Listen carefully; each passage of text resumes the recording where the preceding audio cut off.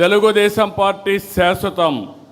తెలుగు జాతి ఉన్నంత వరకు తెలుగు వారి గుండెల్లో ఉండేది ఏకైక తెలుగుదేశం పార్టీ. దాన్ని ఎవరు ఏమీ చేయలేరు. ఇది జరగాలంటే మనం మరింత బలోపేతం కావాలి. 2024 ఎన్నికల్లో టికెట్లు కావచ్చు, ఈరోజు పార్టీ కమిటీలు కావచ్చు, కొత్త తనానికి యువతరానికి మహిళలకు ఎక్కువగా అవకాశాలు ఇచ్చాం. ఎప్పుడు కూడా ఈరోజు చూస్తే నాకెంతో ఆనందంగా ఉంది. ఈ మీటింగ్లో మొట్టమొదటిసారిగా మహిళలకు సముచితమైన స్థానం ఇచ్చాం. రాబోయే రోజుల్లో ఇంకా ఎక్కువ స్థానం ఇస్తాం. అందుకే కేంద్రంలో ప్రవేశపెట్టిన బిల్లును మీరు చూస్తే మహిళా రిజర్వేషన్స్ పూర్తిగా మద్దతు ఇచ్చిన ఏకైక పార్టీ మొదటి నుంచి తెలుగుదేశం పార్టీ. యువతకు చదువుకున్న వారికి కేంద్రంలో పదవులు ఇచ్చాం, మంత్రులు చేసుకున్నాం. రాష్ట్రంలో కొత్తగా వచ్చిన వారు చాలామంది మంత్రులయ్యారు. చదువుకున్న వాళ్ళందరికీ మంత్రి పదవులు ఇచ్చి ప్రోత్సహించాం. ఈరోజు రామ్మోహన్ నాయుడు గారు, బైరెడ్డి శబరి, రాజేష్ లాంటి వాళ్ళ జాతీయ ప్రధాన కార్యదర్శిగా మనం నియామకం చేసుకున్నాం.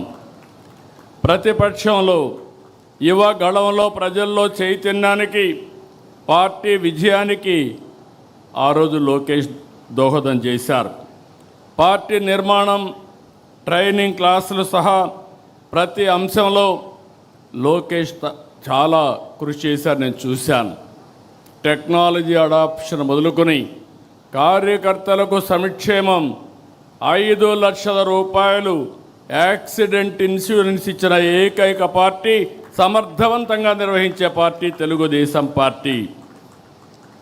ఇటీవల గవర్నమెంట్లో చైర్మన్ ఇన్వెస్ట్మెంట్ ప్రమోషన్ కోసం అపాయింట్ చేస్తే ఏదైతే చెప్పామో 20 లక్షల ఉద్యోగాలు హామీని నెరవేర్చేందుకు అనునిత్యం పనిచేస్తున్నారు. చాలా వరకు ముందుకు పోయారు.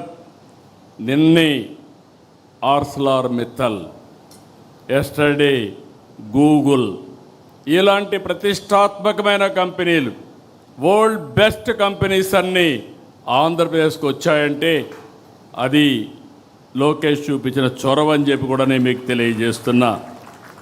అందుకే ఈరోజు అదనంగా వర్కింగ్ ప్రెసిడెంట్ బాధ్యతలు అప్పచెప్పాం.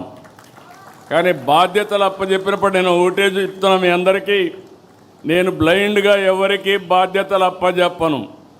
నా కమిట్మెంట్ ఈ రాష్ట్రం. 48 సంవత్సరాలుగా రాజకీయాల్లో ఉన్నా.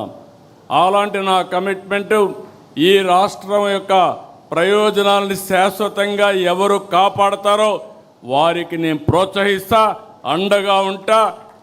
అదే రాబోయే రోజుల్లో ఈ రాష్ట్రంలో మనం ఇచ్చే ఒక లెగసీ అని చెప్పి కూడా నేను మీకు తెలియజేస్తున్నా.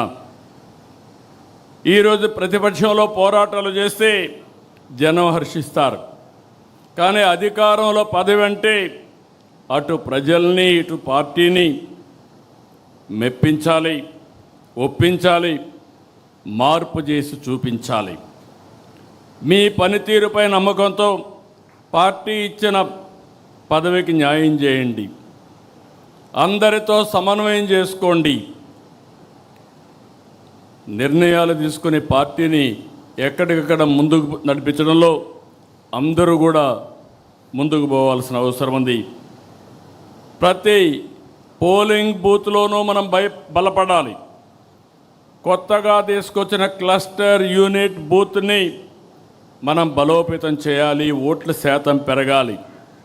మీరందరూ బ్రహ్మాండంగా పనిచేస్తున్నారంటే 2024లో వచ్చిన ఎన్నికల్లో వచ్చిన ఓట్ల కంటే ఎక్కువ సాధించగలిగితే అప్పుడే మీరు సమర్థవంతంగా పనిచేసినట్టు. ఇది మీ అందరికీ గీటు రాయి. ఇదొక ప్రతిష్టని మరొకసారి మీ అందరికీ విజ్ఞప్తి చేస్తున్నా. Please subscribe to Leo news for more videos.